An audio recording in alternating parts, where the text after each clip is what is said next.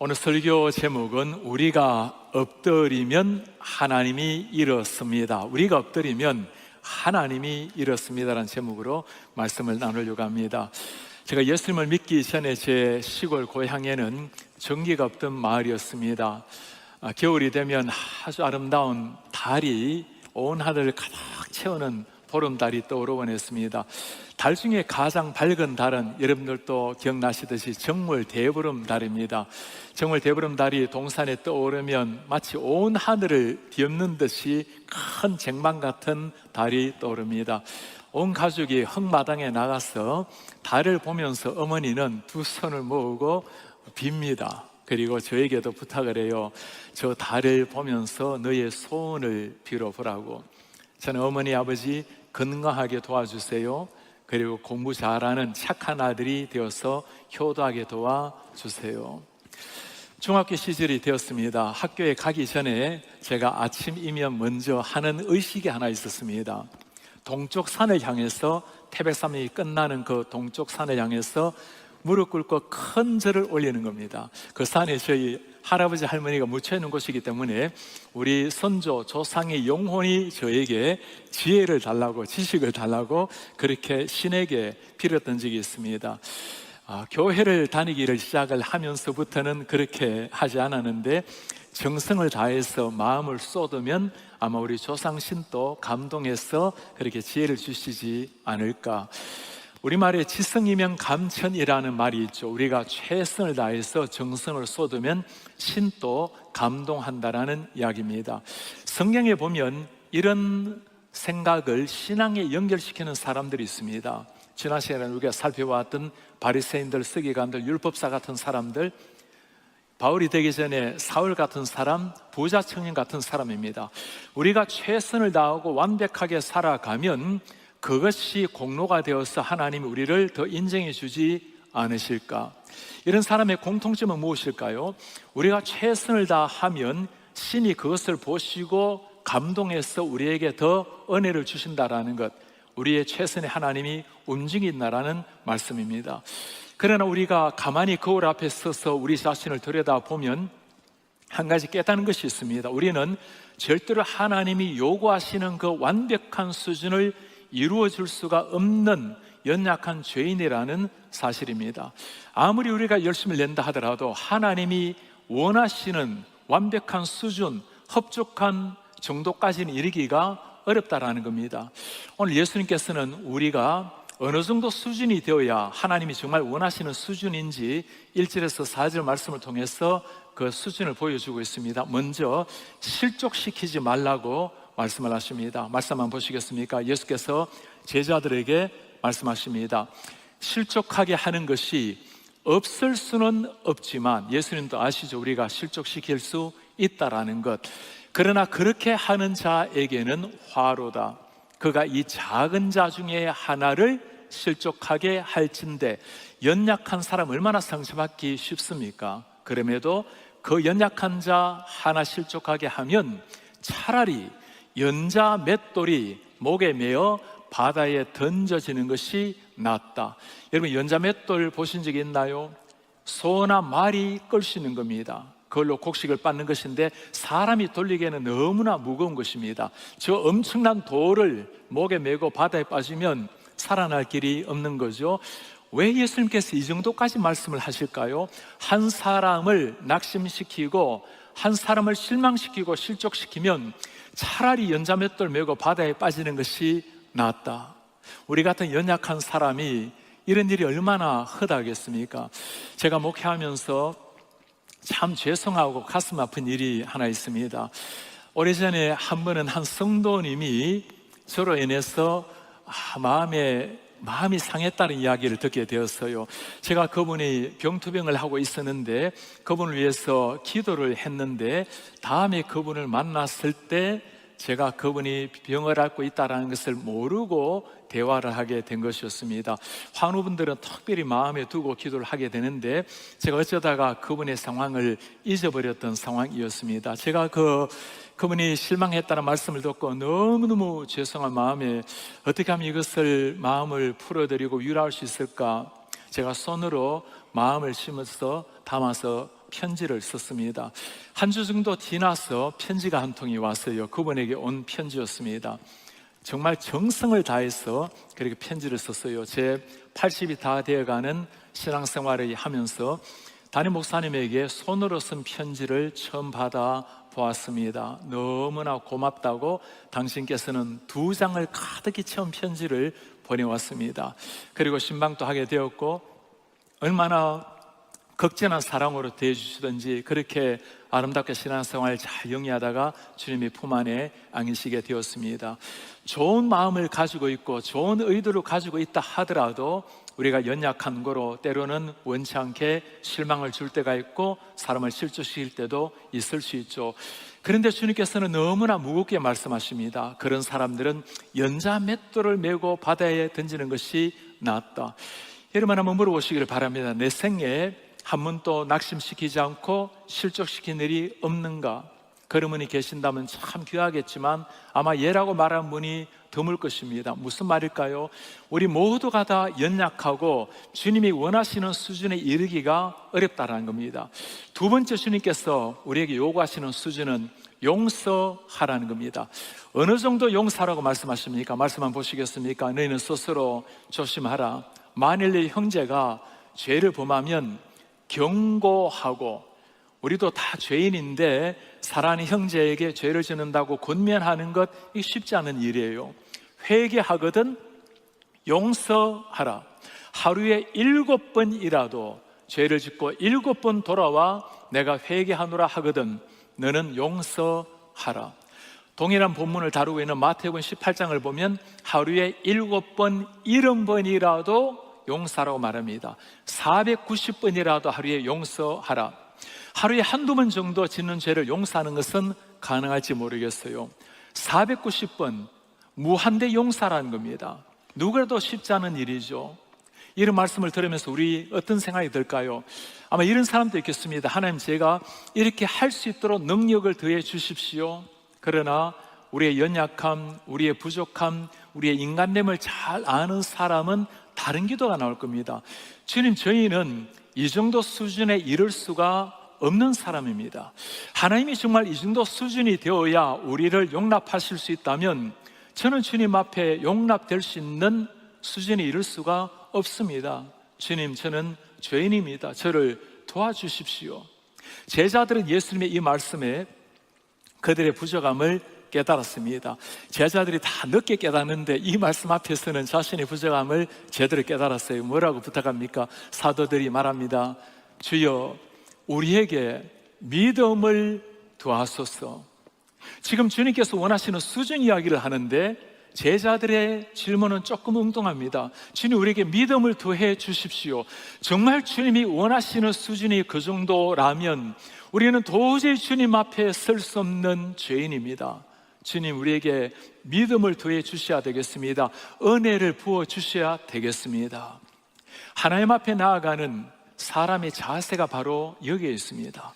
내가 완벽하게 준비되어야, 부자 청년처럼 모든 것을 지켜야, 사도 바울처럼 완벽하게 살아내어야 하나님 앞에 설 수 있는 것이 아니라, 주님, 저는 부족합니다. 저는 죄인입니다. 온전히 주님의 뜻을 다 이룰 수가 없습니다. 주님 앞에 겸손히 엎드릴 때 우리 하나님께서는 오히려 일어나셔서 우리에게 찾아오신다는 말씀입니다. 이 믿음을 다하소서라는 제자들의 질문에 우리 예수님께서 뭐라고 말씀하십니까? 주님께서 말씀하시기를 너희 가운데 겨자씨 하나일 만한 믿음이 있다면 뽕나무들어 뿌리가 뽑혀 바다에 심겨라 하였을 것이요 그 뽕나무가 너희에게 순종하였으리라.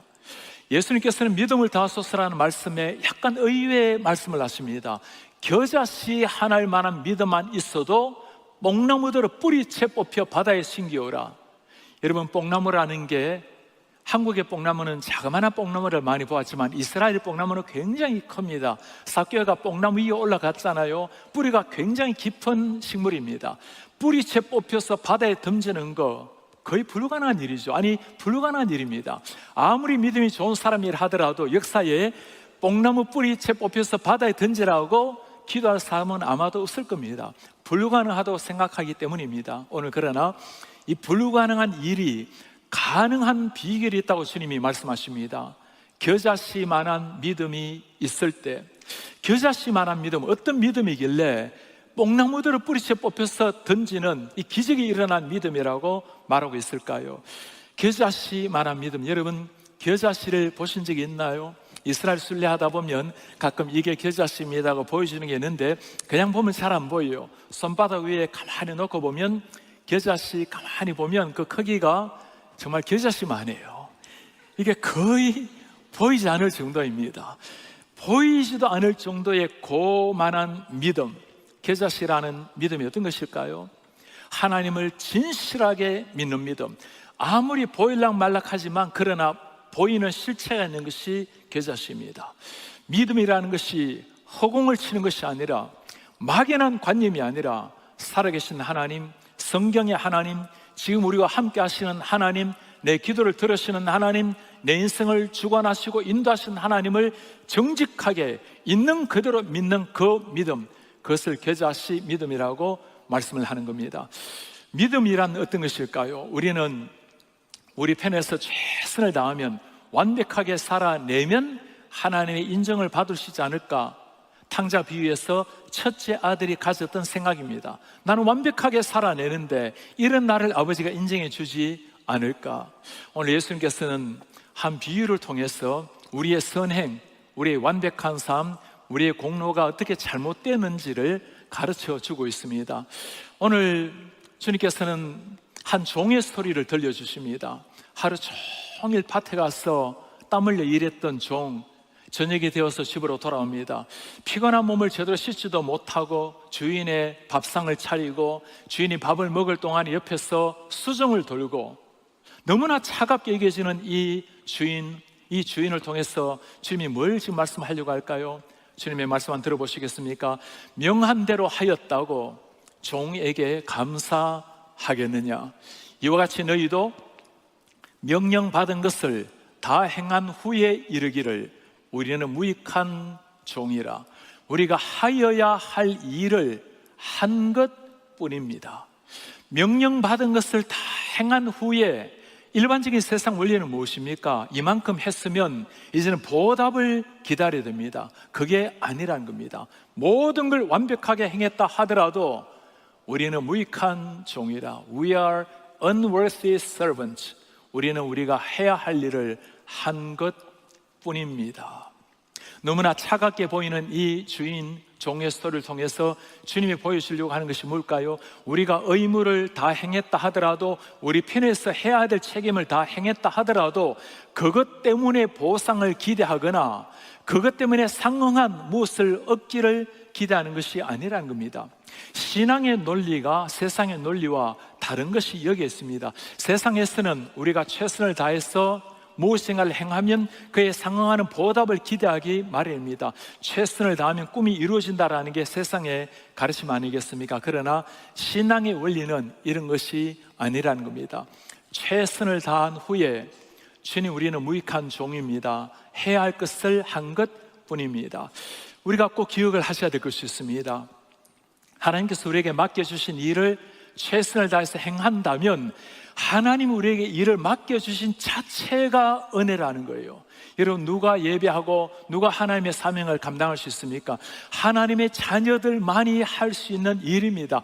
하나님의 사랑을 받아서 하나님의 자녀들만이 할 수 있는 것이 하나님의 사명입니다. 그 사명을 받은 것 자체가 은혜요.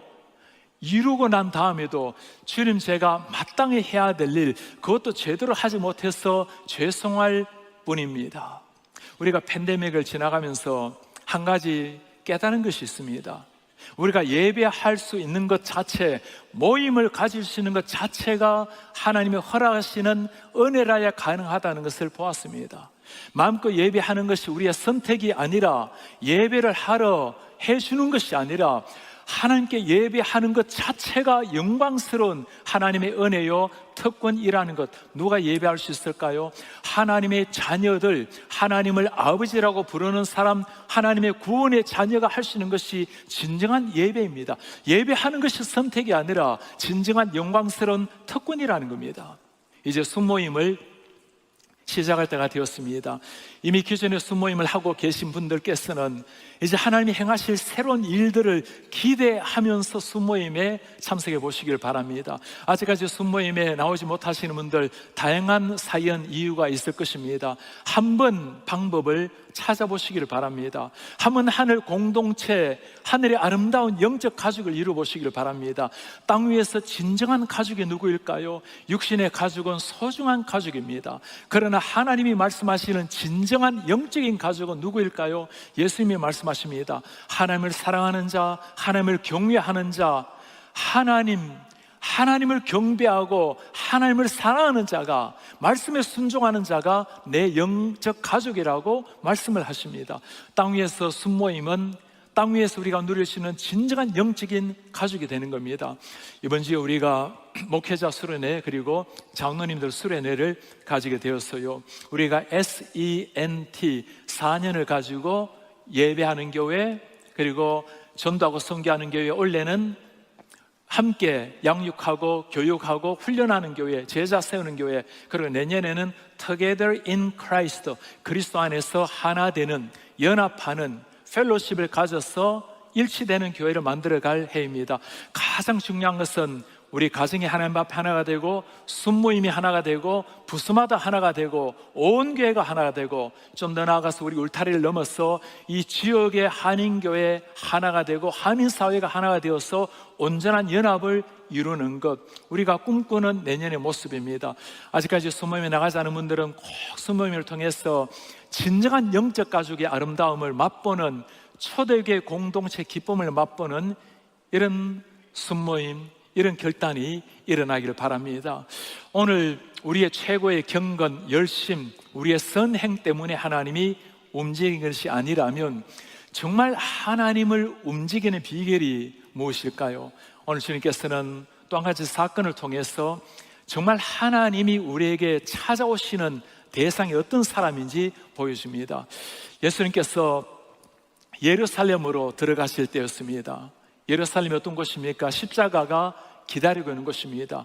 죽음이 기다리고 있는 그 예루살렘으로 들어가신 길, 너무나 찹찹한 마음으로, 너무나 아픈 마음으로 한 걸음 한 걸음 뚜벅뚜벅 죽음의 길을 걷고 있는 그 예수님, 저 멀리서 아주 비명 같은 날카로운 절규가 들려옵니다.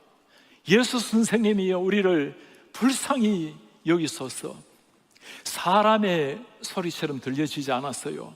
마치 죽어가는 짐승의 그 울부짖는 절규 같은 소리였습니다. 나병 환자들, 10명의 나병 환자들의 외침이었어요.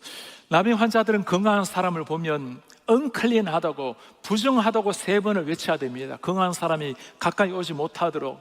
그런데 부정하다고 소리쳐야 될 그 사람들이 많은 사람들 앞에서 예수님을 바라보고 죽기를 각오해서 소리칩니다. 예수 선생님, 우리를 불쌍히 여기소서.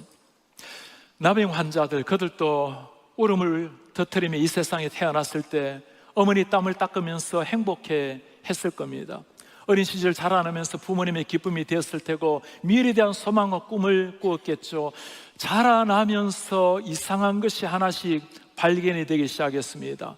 손가락에 이상한 것이 나고, 눈썹이 사라지고, 온몸에 진물이 일어나고, 나병이라는 것을 발견하게 되었습니다. 그때부터 인생이 다 어둠으로 쌓여지게 되었어요. 소망의 날개가 꺾게 되고, 희망의 모든 미래가 어둠으로 쌓이게 되었어요. 부모님과도 함께 살 수 없이 떨어져 있어야 되고, 사회적으로도 격리를 당하고, 종교적으로도 신에게 형벌을 받았다고 외면됐던 사람들, 마을에서 떨어져서 차가운 음악집에서 고통스럽게 하루하루 살아내야 되는 사람들, 세상의 희망이란 단어를 다 상실해버리고 하루하루 원망과 절망 속에 살았던 이 나병 환자들, 그렇게 어둠 속에 매일매일 죽음을 향해 달려가던 그 영혼들 위에 어느 날 놀라운 이름이 들리기 시작했습니다. 예수 그리스도라는 이름이었어요. 창녀 같은 여인을 품으시고 사랑하시고, 38년 된 병자를 일으켜 세우시고, 죽은 지가 나흘이 된 나사로를 살려내신 예수 그리스도, 오병이어로 5천 명을 이기신 그 예수 그리스도, 기적을 일으키시고 우리처럼 초라한 아웃캐스트들, 버림받은 사람들을 품는 예수 그리스도, 그 이름을 들었을 때 나도 제 예수님을 만나보았으면, 우리 생에 한 번 제 예수님을 만날 수만 있다면, 그러다가 어느 날 그 예수 그리스도가 지나간다라는 소리를 들었어요. 사람들 가까이 다가왔습니다. 부정하다고 외쳐야 될 그 순간에 부정하다가 아니라 소리를 쳤어. 심장이 터지도록 외치고 있는 거예요. 예수 선생님이요, 우리를 불쌍히 여기소서. 사람들은 돌을 들고 그들을 치료할 때 예수님의 눈은 그들의 고통스러운 눈물에 맺혔습니다. 돌멩이 던져지는 그 순간에 예수님의 마음은 그들의 절규의 외마디 음성에 꽂혔어요. 그리고 주님이 길을 가시다가 멈추어 서셨습니다. 죽음의 길, 예루살렘 길, 인류를 구원하는 십자가의 길을 잠시 멈추시고, 걸음을 멈추시고 그들을 향해서 사랑의 눈빛을 보내고 있는 우리 예수님, 여러분 보이십니까? 지금 하늘의 하나님이 무엇에 움직이는지가 보이세요? 모든 게 준비될 때, 완벽하게 살아낼 때 다 지켰습니다. 율법 앞에 흠이 하나 없을 때, 그때 하나님이 움직이는 것이 아니라, 예수 선생님, 저를 불쌍히만 여겨주십시오. 당신이 아니면 호흡도 할 수 없는 존재입니다. 주님이 마지막 희망입니다. 무릎 꿇을 때 절망, 그 절망의 늪에서 당신만이 희망이라고 예수 그리스도의 이름을 부를 때, 주님 가시던 길을 멈추고 그들의 눈을 보았어요. 주님이 뭐라고 말씀하십니까? 가라, 제사장들에게 너희 몸을 보이라. 그들이 가다가 깨끗함을 받은지라. 와, 이럴 수가 있을까요? 나았다라는 정표도 없습니다. 약속도 없어요. 제사장들에 가서 내 몸을 보이라. 나병 환자가 나음을 입게 되면 제사장에게 가서 정서를 받아와야 됩니다. 가라. 아직까지 아무런 징조도 없고 약속도 없지만 이 나병 환자들은 그 말씀에 의지해서 길을 떠납니다. 순종함으로 나아갈 때 가다가 놀라운 역사, 깨끗함을 받은지라. 여러분, 믿음이 무엇인지가 보입니까? 믿음이라는 것은 하나님이 말씀하실 때 그대로 믿고 한 발짝 내딛는 것입니다. 우리 믿음이라는 것을 생각할 때 머리로 이해가 되고 입으로 입술로 고백을 한다 하더라도 내 심장을, 가슴을 뚫고 손발이 나오기까지는 생각이 너무 복잡해요. 미래가 어느 정도 예측이 되어야 움직이려고 합니다. 믿음이란 그런 것이 아닙니다. 바라는 것들의 실상, 아직까지 보이지 않지만, 나은 것도 아니지만 하나님이 말씀하셨기에 그 말씀에 의지하여 나아가는 것. 믿음이라는 것은 중요한 법칙이 하나 있어요. 믿음이란 내용 때문에 순종하는 것이 아니라는 겁니다. 그 내용을 말씀하시는 분이 하나님이시기에, 그 말씀을 하신 분이 예수님이시기 때문에 믿고 순종하고 나아가는 겁니다. 아들, 네가 사랑하는 독자 이삭을 바쳐라. 그거 순종해서도 안 되고 할 수도 없는 일입니다. 할아버지에게 고향, 친척, 아버지 집을 떠나라. 네가 가진 것을 다 버려두고 나를 쫓아라. 가서 창녀 같은 고매를 데리고 와서 아내로 삼으라. 오라, 물리로 걸어오라. 순종할 수 있는 일이 아니에요. 내용을 바라보면 아무것도 순종할 수 없지만, 그렇게 말씀하시는 그 분이 우리 전능하신 하나님, 우리를 책임지신 우리의 구원자, 내 인생의 주권을 맡고 계시는 주님이시기 때문에 우리는 순종의 이름으로 나아가는 겁니다. 그 순종으로 나갔을 때 어떤 역사가 일어났어요. 가다가 나음을, 고침을 받은지라.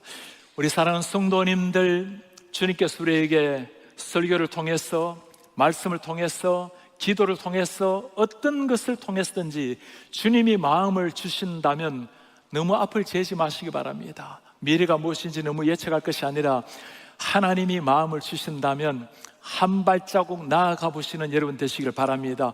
머리로 계산하면 절대로 물리를 뛰어들 수가 없는 겁니다. 그러나 뛰어드는 순간 하나님 우리를 책임지시는 것, 이게 영적 비밀입니다. 길 떠나는 나환자들, 말씀에 순전히 의지하고 나갔을 때 고침을 받았어요. 한 사람은 예수님께로 나왔습니다. 모두가 다 육신적인 고침을 받았지만 예수님께 나와서 너무나 감사함을 표현하는 이 한 분, 어떤 일일까요? 예수의 발 아래에 엎드려 감사하니 그는 사마리아 사람이라. 모두가 다 육신의 질병은 고침을 받았지만 한 사람이 주님께로 나왔습니다. 길 가다가 나은 것을 바라보고 주님께 감사하는 마음으로 찾아왔어요. 예수님이 뭐라고 말씀하십니까? 이 이방인 외에는 하나님께 영광을 돌리는 자가 없는가? 그 9명과 다르게 이 한 사람에게 하시는 보석 같은 말씀이 있습니다. 일어나 가라. 너 믿음이 너를 구원하였느니라. Rise and go your way. Your faith had made you well. Your faith has made you well. 너의 믿음이 너를 구원하였느니라. 여러분, 어떤 믿음이길래 이 믿음이 너를 구원했다고 말씀하십니까? 주님의 제자들, 예수님이 지금 예루살렘으로 가고 있지만 예수님이 누구인지 아직까지 잘 몰라요. 그 누구도 예수님을 잘 모르고 있었던, 다 믿음이 연약했던 이 순간에 너의 믿음이 너를 구원했다. 얼마나 큰 믿음이었기에 너의 믿음이 너를 구원했다고 말씀할까요? 이 나병 환자 한 사람의 믿음, 어떤 믿음입니까? 예수님의 이름을 들었을 때 저분이 나를 고쳐줄 수 있는 사람이라고 불가능한 가운데 주님을 믿었습니다. 죽기를 각오하고 예수 선생님, 나를 불쌍히 여기소서, 생명 걸고 주의 이름을 불렀어요. 고침의 약속도 없지만 가라고 하는 그 말씀을 그대로 믿고 길 떠나는 한 사람.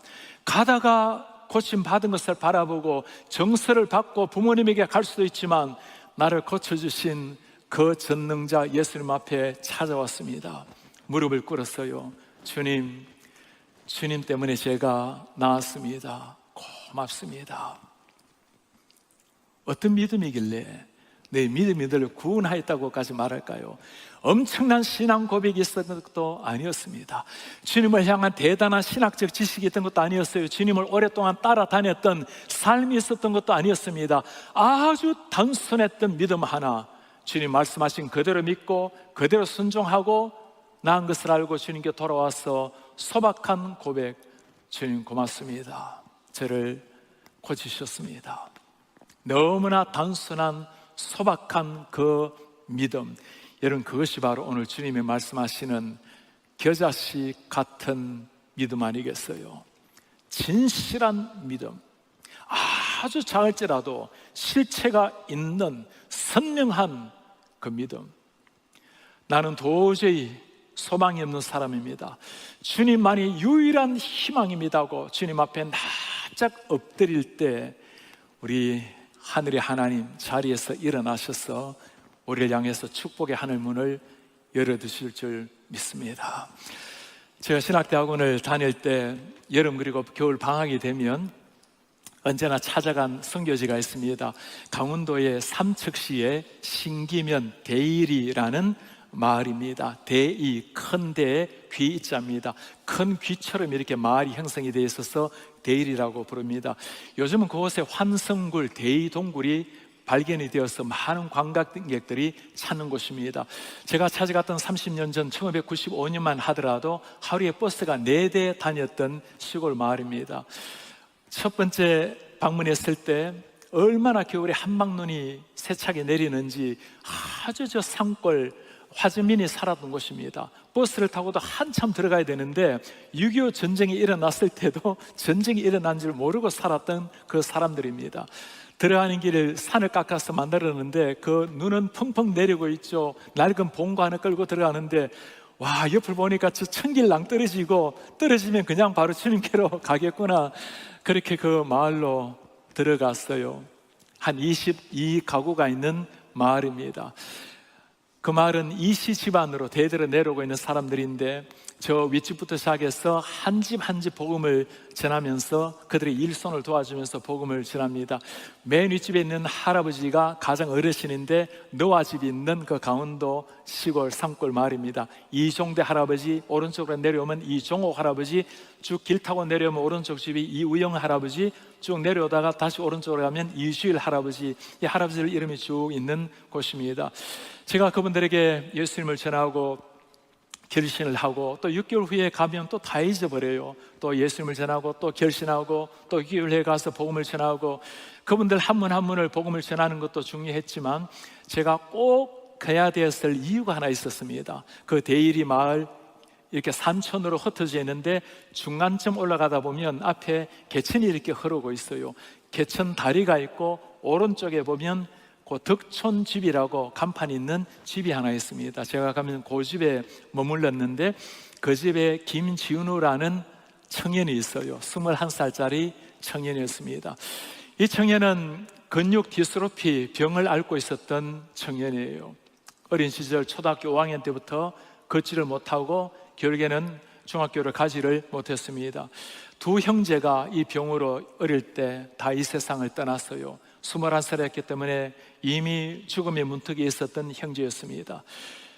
걸을 수도 기어다니는 것도 힘들었던, 숟가락 하나 들기 어려웠던 한 형제, 아무런 소망 없이 절망의 늪에서 어둠 속에 살았던 형제입니다. 그 산촌에 초등학교 분교가 있었는데 4명의 아이들이 있다가 2명이 떠나는 바람에 학교는 폐허게 당하고 아이들이 없는 마을, 친구도 없고 유일한 친구라고는 새소리, 바람소리, 앞에 흐르는 물소리, 그리고 오후 3시, 4시 되면 산으로 둘러싸여서 캄캄한 밤이 됩니다. 오직 그의 친구라고는 희망이 사라져버린 절망, 어둠을 먹고 살아갔던 한 형제. 이 형제가 어느 날 기적 같은 일이 일어났어요. 유일한 친구인 라디오를 듣다가 예수님이라는 이름을 듣게 된 것입니다. 가난한 자의 친구, 병든 자의 친구, 나 같은 초라한 사람의 친구가 되시는 예수 그리스도.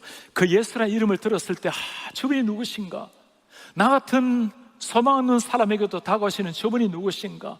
그분에 대해서 궁금해하고 있을 때 제가 마침 그 마을로 들어가서 복음을 전하러 갔을 때였습니다. 그 형제를 만났을 때 서울에서 청년이 와서 그에게 전해준 복음을 들으면서 눈물로 감격스럽게 복음을 영접하는 그 형제를 생생히 기억을 하고 있어요. 해마다 그 형제 만나러 7번을 다녀왔습니다.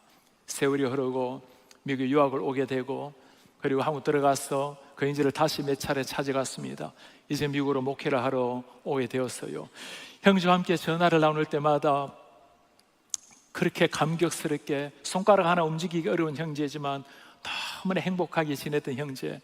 그 조그만한 방에서 저보고 그 옛날 그렇게 말을 해요. 전도사님, 제가 이 방에서 이 방으로 기어가는 것이 저에게는 바다와도 같아요. 2010년도에 이 형제가 할 수 있는 일은 유일한 것 하나밖에 없었습니다. 하나님이 나에게 주신 이 은혜의 사랑을 나누기 위해서 시를 쓰기 시작했어요. 처음에는 손으로 힘겹게 쓰다가 이제는 손에 힘이 완전히 사라지자 컴퓨터 자판을 누르는데 그 누르는 하나가 얼마나 시간이 걸리는지, 이제는 그것도 누르기가 어려워서 특수 장비를 이렇게 누르면서 시를 쓰곤 했습니다. 2010년도에 희망의 실타래라는 제목의 시집을 내게 되었어요. 희망의 실타래, 그 중에 희망을 지닌 자라는 제목의 시입니다. 도저히 희망을 지닐 수 없는 자였지만 주님을 만남으로 말미암아 그이가 노래하는 희망 보시겠습니까? 저렇게 산소호흡기를 끼고 하루 종일 살아야 되는 한 형제, 희망을 지닌 자, 햇살이 길게 누운 땅 위에 어둠 속 축축한 절망의 향과, 그에게는 것이 절망의 향 이외에 뭐가 있겠습니까? 악마의 더러운 바람들 스며들어 지친 꿈을 잠재운다. 그렇지 않겠습니까? 그도 한때 꿈이 있었고 미래 소망이 있었겠죠. 그러나 지쳐버린 꿈마저 잠재워버리는, 노을 서치간 곳에 땅금이 내려와 눈 어두운 자의 의식을 덮는다. 희망은 눈 밝은 자의 것. 이 말이 여러분 실감납니까? 영원히 눈이 밝아 있다면 여전히 희망이 있는, 희망은 눈 밝은 자의 그 시기에 내게 고난 있어도 걱정 않는다.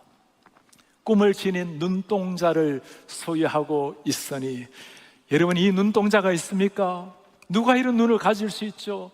예수를 소유한 사람, 꿈을 지닌 눈동자를 소유하고 있으니 최선의 노력을 다하면 그뿐. 밤이 와도 뾰족한 어둠의 뼈, 그의 인생은 모든 게 다 어둠의 뾰족한 뼈처럼 그를 찔렀을 겁니다. 그러나 뾰족한 어둠의 뼈를 발라내고 두툼한 희망을 발라 먹으면 아침에 태양을 맞을 수 있음을 알기에 두려움 벗어버리고 용기만을 의식의 몸에 두른다. 용기만을 의식의 몸에. 여러분, 이게 다가옵니까? 내 모든 몸은 다 죽어가지만 의식은 깨어있기에 이 깨어있는 의식에 용기로 나를 채워갑니다. 죽음을 앞에 둔 형제, 점점 심장이 조여오는 이 병, 이 죽음의 고통 앞에서 어떻게 희망의 실타래, 희망을 가진다는 노래가 나올 수 있죠. 예수님을 만났을 때, 천지를 창조하신 창조주를 만났을 때, 나 같은 연약한 자, 초라한 자를 위해서 세상에 오셔서 피를 흘려주신 그 33살의 젊은이를 만났을 때 나올 수 있는 위대한 고백입니다. 누가 예수님을 만날 수 있는 사람입니까? 주님, 나 같은 초라한 자가, 나 같은 자도 주님을 만날 수 있습니까?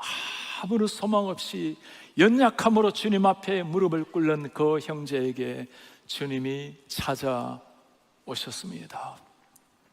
태백산맥 산줄기에 아침이 되면 조상신을 향해서 큰 절을 올리고 학교를 다녔던 저의 삶, 교회를 다니기 시작하면서 이제 절하기를 그쳤습니다. 그리고 이전에 조상신에게 절했던 그 심정으로 예수님께 구했습니다. 주님, 저를 만나 주십시오. 성경을 읽기도 하고 기도하기도 하고 전도하기도 하고 주님을 꼭 만나고 싶었어요. 주님을 그렇게도 만나고 싶었지만 뭔가를 열심히 해서 주님을 만날 수 있는 것으로 생각을 했는데 그렇게 열심을 내어도 주님을 만날 수는 없었어요. 저에게 어린 시절 크게 찾아왔던 두려움이 있습니다. 교회를 다니다 보면 하나님의 예정이란 말을 쓰고 선택이란 말을 쓰는데 나는 혹시 선택받은 자가 아닌가? 왜 이렇게 열심을 내는데도 나는 예수님을 믿을 수가 없을까? 너무너무 저에게 두려움이 찾아왔습니다. 그 두려움이 낙심으로 절망으로 바뀌게 되었어요. 저는 구원받은 자가 못 됩니까? 그 처절한 절망의 순간에 무릎을 꿇었을 때 우리 예수님 대학교 1학년 때 이 초라한 자에게 찾아오셨어요. 제가 포기하고 낙심으로 주의 이름을 불렀을 때 주께서 긍휼 자비의 손으로 찾아오셔서 나의 주님이 되어 주셨습니다.